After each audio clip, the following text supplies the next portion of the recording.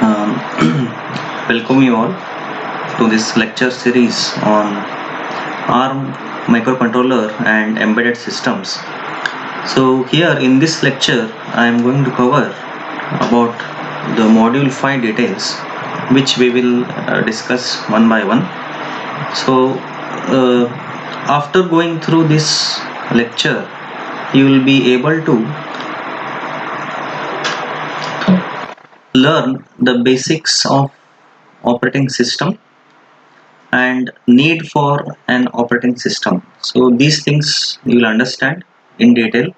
So internally they have their own components also. So those things also we will discuss one by one. Then next we will also learn about the internals of real-time operating system and the fundamentals of real-time operating system based on the firmware design. Okay. So next, the main part in an operating system, that is the kernel. So about that, what is a kernel and how that kernel gives various services. So all those things we will learn one by one. Okay. Next, in module number 5, we have all these topics available here. That is, one is regarding this, the operating system basics. So only this topic will be covered as of now, and remaining topics, types of OS, tasks and other topics which are mentioned here, so these will be covered one by one. Okay. So as the topic itself is about operating system basics, so first we should know about the meaning of operating system. So operating system, it may have many definitions, but usually operating system is considered as a bridge, or it is considered as a intermediator between the user and the hardware on which the operating system is running. Okay. So in order to control the actions and the outcomes in between the users and the operating system, we require to understand about the kernel. Okay. So before that, let us see the few what you say the few primary functions of the operating system. So the primary functions of the operating systems are listed here. That is, one is regarding make the system convenient to use. That is, the operating system, it should not be a complicated one, so it should be a user friendly. Say for example, if you just use Windows operating system, which is normally very user friendly, and if you consider any Linux based operating system which usually requires some commands. Okay. So compared to these two things at the very basic level, so we can say that Windows is a convenient way, Windows operating system is a convenient way to use the application. And not only that, it should be able to organize and as well as manage the system resources efficiently and correctly. Okay.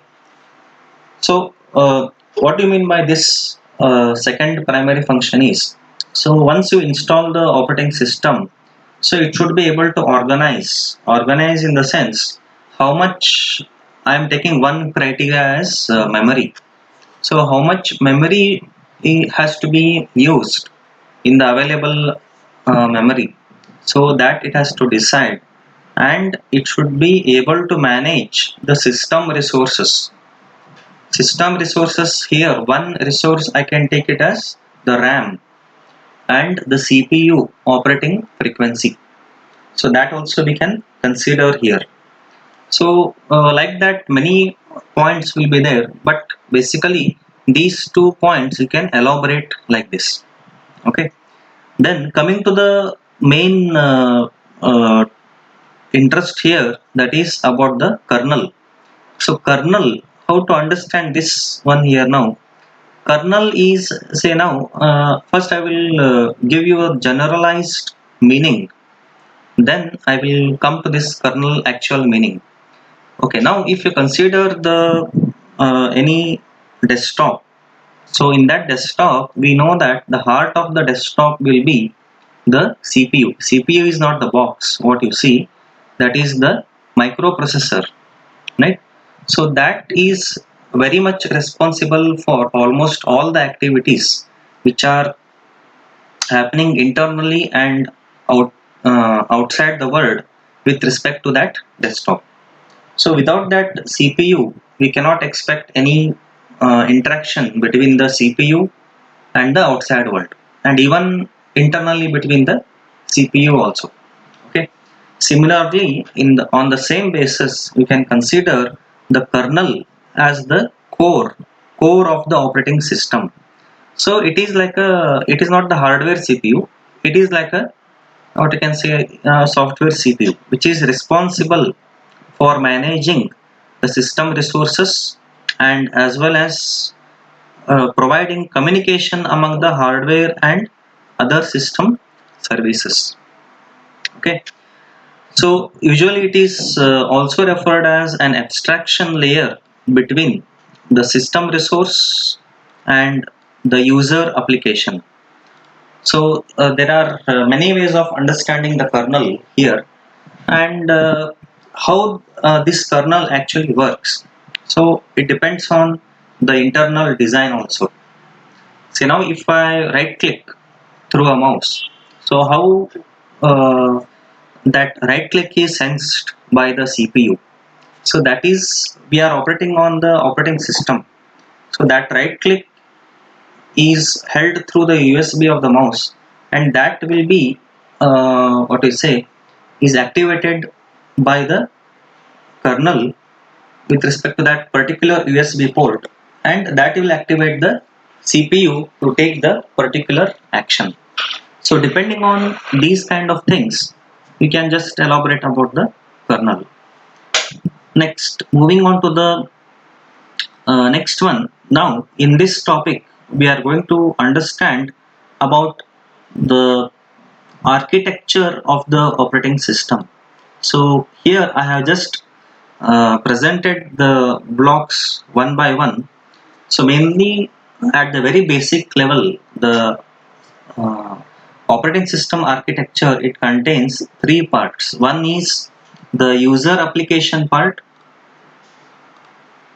So one is the user application part. Second one is the kernel service. Third one is the hardware, or usually we refer it as underlying hardware.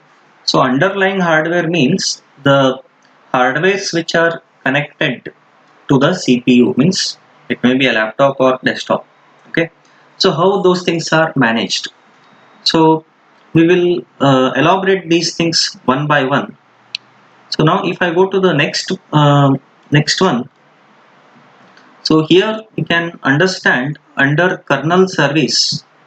So if you refer to the previous page, under kernel service we don't had any of the things highlighted. Now here, as you can see, so one of the services provided by the kernel is memory management. Okay, so what do you mean by memory management here? So memory management means the operating system, it should be able to allocate certain area of the memory to be used by the that particular application which is running.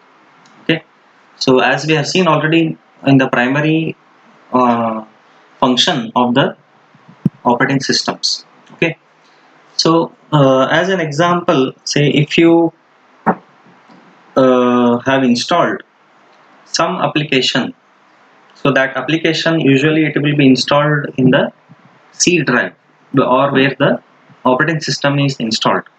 So that area is particularly or exclusively meant for that application only. So that memory address is referred through the kernel, and that is internally indicated to the CPU. So now if you go in detail a little bit here, so it the memory management refers to particularly about the RAM. Okay, so we know the system may be having 4 GB RAM or 8 GB RAM, but it doesn't mean that the entire 4 GB or 8 GB is used by only one application. So you may be running the internet, or you may be printing out, or you may be taking some printouts, or you may be presenting some lectures here. So there are currently, if I consider 3 tasks are running, then each tasks will be requiring the usage of the RAM. So one is for printing, and the other one is for this presentation. So in that way, that RAM will be uh, distributed with the required level.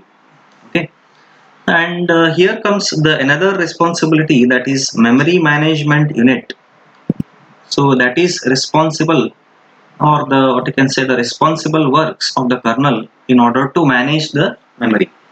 So here it is usually required to track which part of the memory area is currently used by which process, and allocating and deallocating the memory space on the needy basis. So I will come back to this point.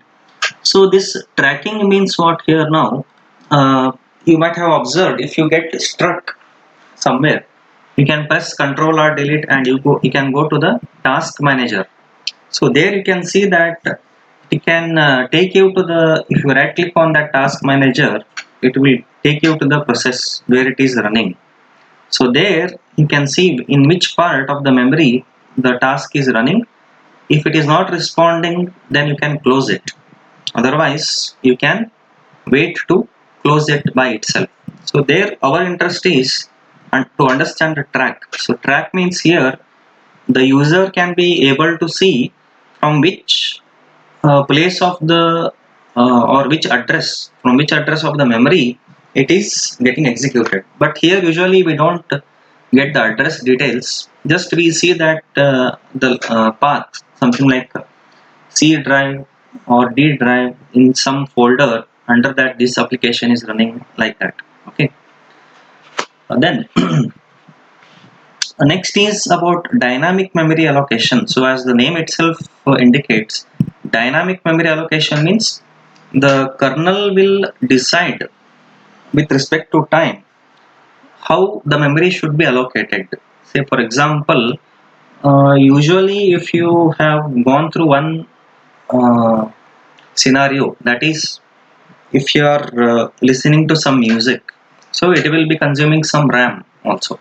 So in that particular case, if you are going for the CD write, okay, so then maximum RAM will be utilized by that CD drive utility. So in that case, you will see that the song which is playing, it may struck in between, because dynamically the kernel will be allocating maximum RAM to the process called as CD write. So otherwise, if you want to run both application smoothly, then the uh, solution will be, probable solution will be to increase the RAM.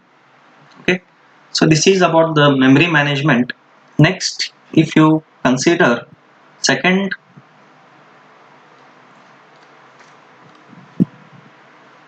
service, so that second service is process management. So process management usually it deals with what now? Managing the processes and task.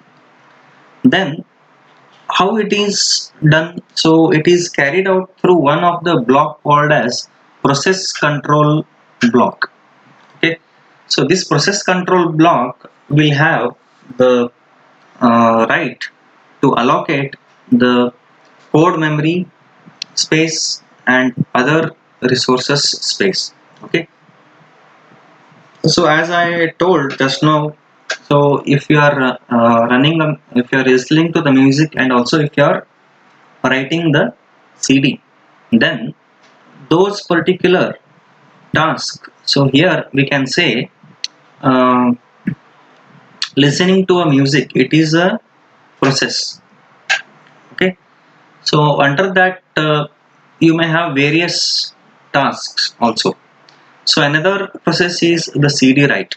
So these two process or the applications which are running, those things will be managed by process management.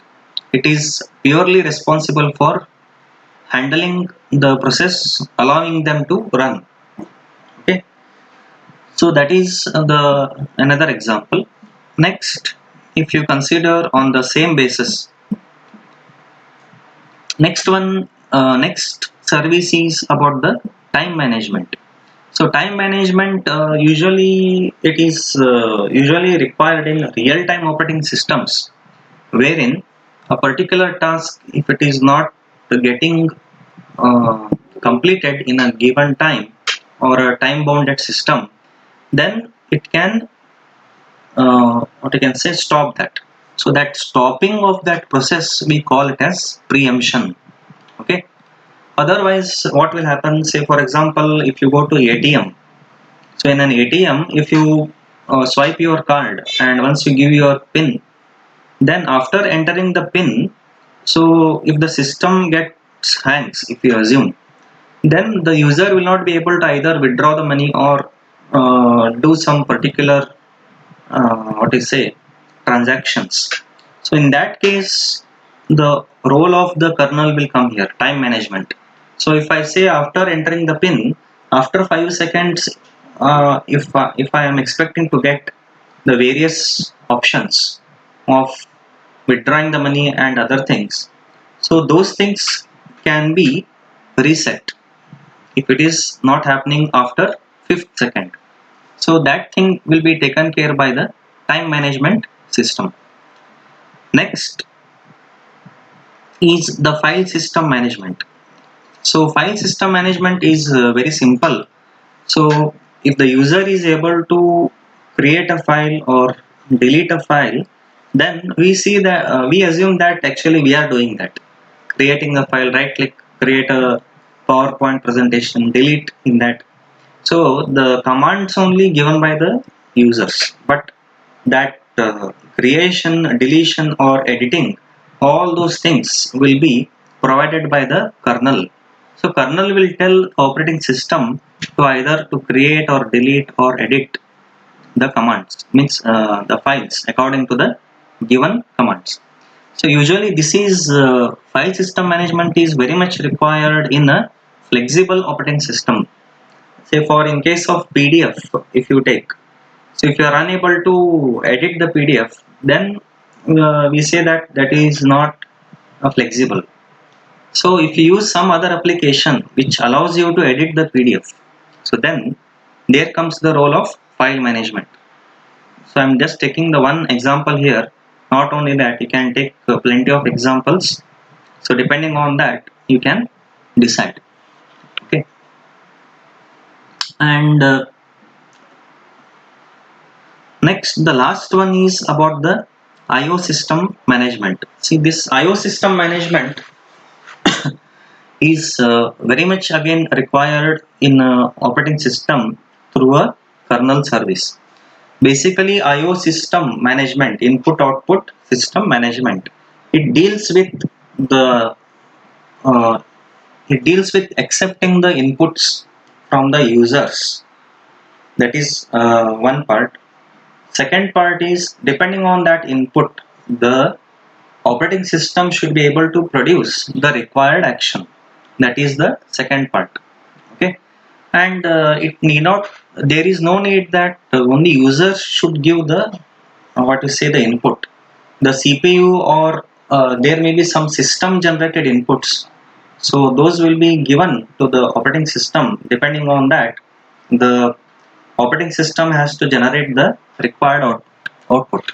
So few examples if I take, so if I give print control P, so that is the command given by me. So that is accepted by the kernel as an input, and that is further circulated. That command is circulated to the hardware where the printer is connected through the operating system. That is one case. So if you take the another example of system generated commands.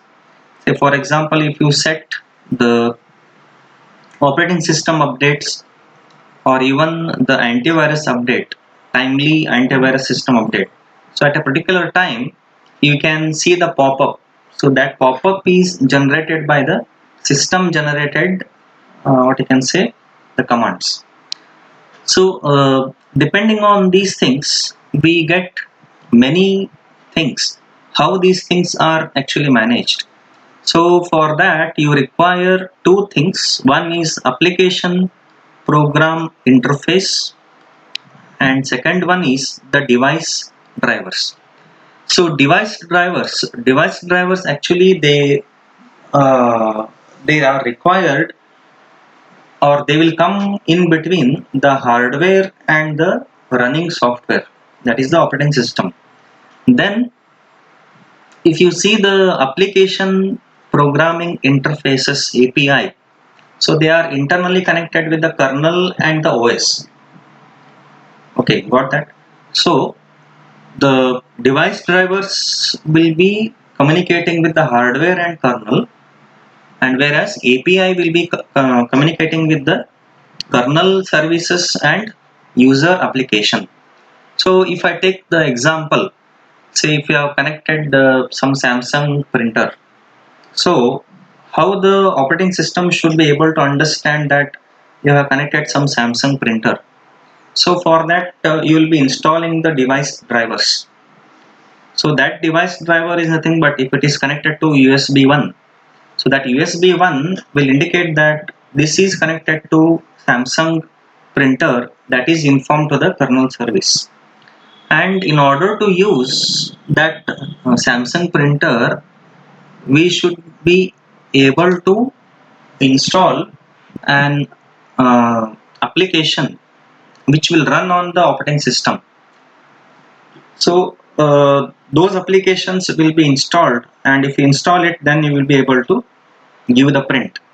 So if I say print, so that print command will be executed through a Samsung print application program, that is informed to the kernel service. Kernel service will activate the USB 1, and then you will get the printout. So in between, you will see all these operations which will come into picture. So as explained earlier. So this is about what you say, the operating system architecture. So now we can see the entire operating system architecture given here. Okay, so we will stop here. So in the next lecture, we will see the few more details about the kernel services. Thank you. Okay, so now continuing with this operating system architecture, so far we have understood what is an operating system, and we have gone through this all these parameters here of the operating system architecture one by one, and we have also discussed about the meaning of API and device driver. So how the user application actually helps with respect to underlying hardware. So moving to the next topic here, along with all these responsibilities, the operating system also requires few more properties to exhibit, means it should include few more properties. So these properties, so actually it includes one of the required property is secondary storage management, then followed by this protection system management, and at the end one more thing, that is interrupt handler. So if you consider secondary storage management, as the name itself indicates, so it deals with the managing the secondary devices, that is the hard disk. So secondary memory, so how it is actually handled?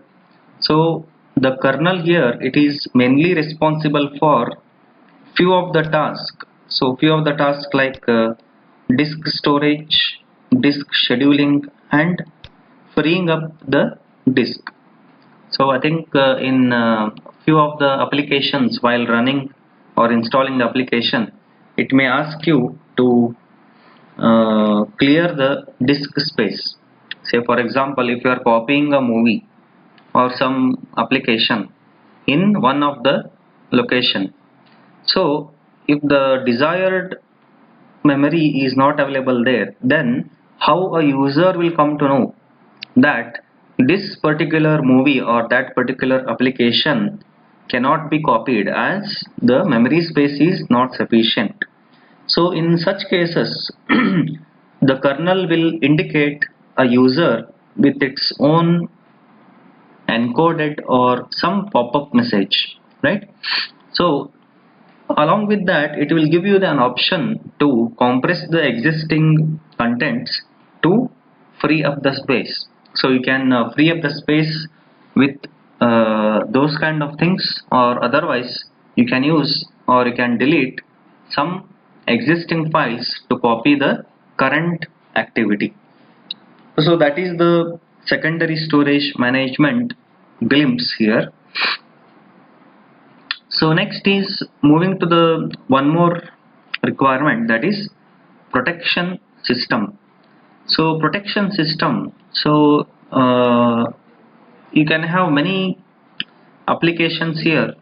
So if you look into this protection system, so here you can actually consider the thing like, so if I am using say any of the operating system, so in that I can create n number of users, right?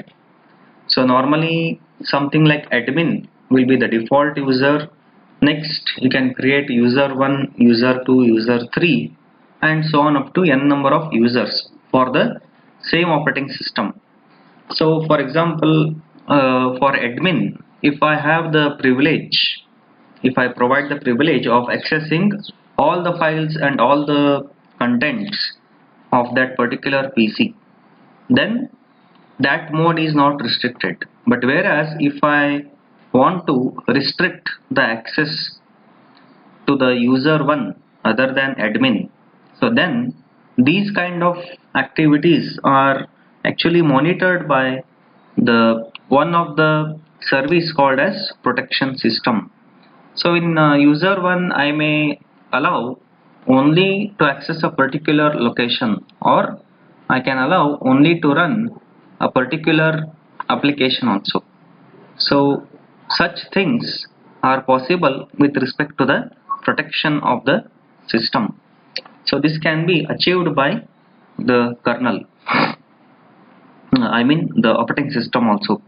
So that is the one case, and so on. Moving to the next one, if you consider, so usually whenever we install the operating system, so operating system automatically it will create two spaces. One is the kernel space, another one is the user space. Okay, so for example, just to generalize, say for example, if you take a college level activity, so for college level activities, usually the head of the institution is responsible for monitoring all the college level activities, right? So if the head of the institution is monitoring the activities, so then how they are actually monitoring the activities, so that may not be visible to the others. So that is something we can call it as kernel space here. And another one is like user space. So user space in college activities, it will be like I can use a classroom to engage a class, whereas I cannot use head of the institution room to engage a particular class. It is meant exclusively for head of the institution activities, so that particular room, right? So like that, now if you come back to this operating system here, so kernel space and user space, how to identify these things? So in our day-to-day life, we have gone through, or if you are very much familiar to the operating system, you have gone through these activities, but you might not observe which one is the kernel space. So in actually particularly like in Windows XP, if you consider, so in Windows XP, if you go to the drive where the operating system is installed, and if you first time if you want to open the program files or the window folder, so then immediately the operating system will give you a pop-up message. So that is, it is a restricted area, only the admins or the users can access with the some permission. So those permissions are actually availed, or they will be given by the kernel. So that space is actually meant for only the kernel space. Whereas user space means the disk where the operating system is not installed, the other free part of the secondary hard disk. So that we can consider it as the user space, where you can install other programs. Say if I installed one of the operating system in C drive, so few more space available in C drive I can use, means in the desktop I can use it for my application, or the other drive, D drive, E drive. So they are not directly monitored by the, means they are not directly influenced by the operating system activities. So it will be under the user control. You can format D drive, E drive, but if you go for the formatting of the C drive, so then operating system it will get corrupt, right? So those kind of things are actually monitored here. So in particularly for some of the applications, you can swap the kernel space and as well as the user space. So that swapping is allowed at the admin level, not at the very much some other user levels. Okay, means I cannot modify the operating system program. I cannot create an update by myself and float it throughout the world. So in order to create an update for the operating system, so the creator of the operating system, they have to include those programs. So in that case they will be in the kernel space. So once it is floated, now if you get a pop-up message, you can install it and you can update it. So that is the case here.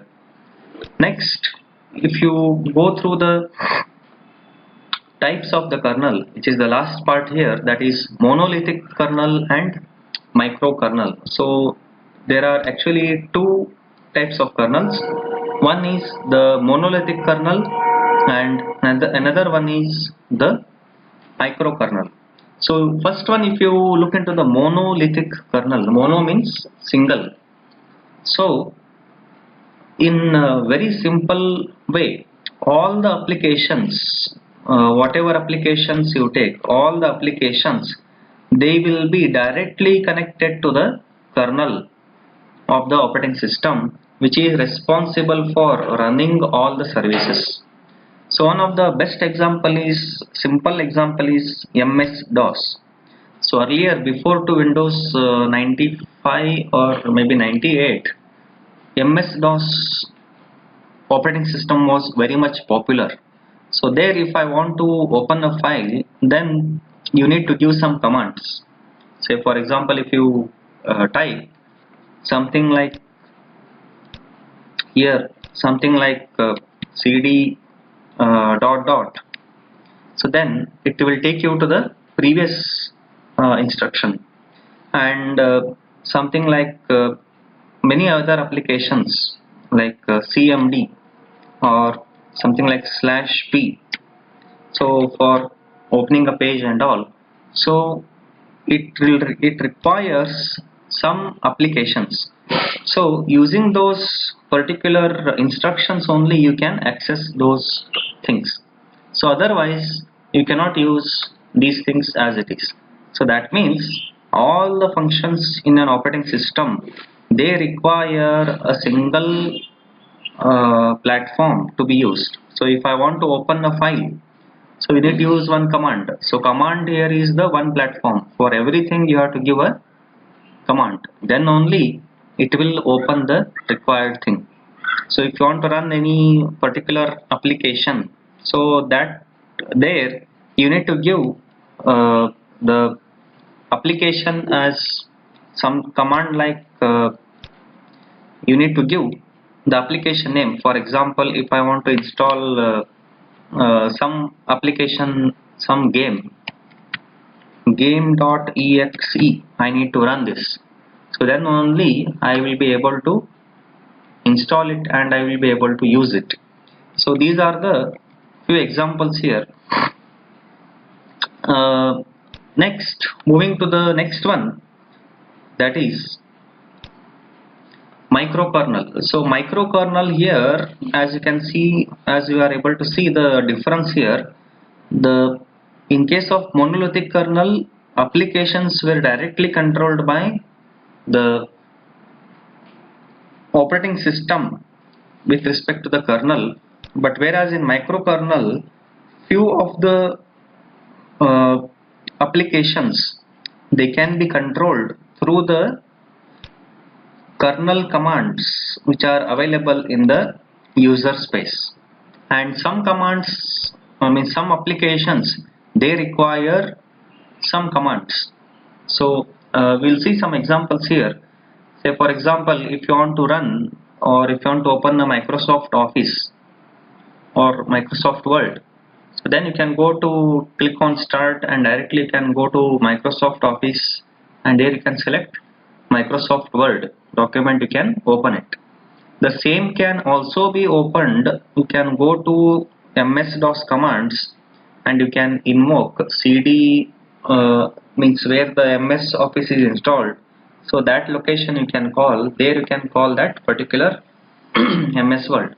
And in the same way, if you want to say for example, if you take Windows 10 as an example, so in Windows 10 we don't have user level privilege or user level space to control the update, Windows update. So in that case you can just go to the command prompt, there you have to go to the one of the kernel service. So there you have to make a particular value as 120 or 021, then only you will be able to have a control over Windows automatic, what I can say, the updates. So these are like our day-to-day general purpose operating system, wherein the microkernels will be used. So the examples will be like in our Windows XP and Windows 10, Windows 7 and all, or interactive things. So there we can expect these kind of kernels. So the only difference between microkernel and monolithic kernel is, so this one. So one, in for few applications or user installed applications, you can have a direct command to open them. Otherwise, that is fine. Okay. So now let us finish up this with some summary. So we have already discussed. We started our discussion from the basics of the operating system. So we have seen the definition of operating system, which is the bridge between the users and the application. Then followed by, we have seen the architecture of the entire operating system, and it has few phases, so how it operates and all. Then we have switched to the kernel, that is, so what are the roles of the kernel and how it is utilized. Okay. So for you can refer, I have referred the prescribed textbook Introduction to Embedded Systems by Shibu KV, and a few materials have also been considered from slideshare.net. Okay, thank you everyone.